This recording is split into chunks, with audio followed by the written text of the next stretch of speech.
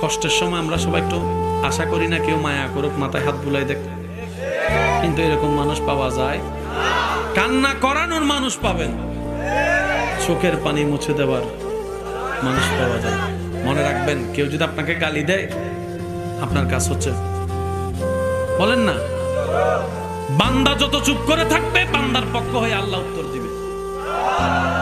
আমরা আছি না, চল আয় এক কোনায় আয়, খেলা হবে, দেখি কে পারবে।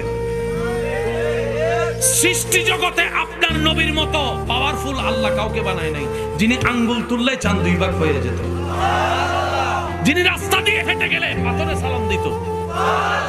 সেই নবীকে আঘাতের পর আঘাত, আঘাতের পর আঘাত করার পর সেই নবী বলে যে আল্লাহ আমি রাগ করি নাই, তুমিও রাগ করিও না, মাফ করে দাও, মাফ করে দাও, মাফ করে দাও। আর একটু জোরে বলবেন না সুবহানাল্লাহ।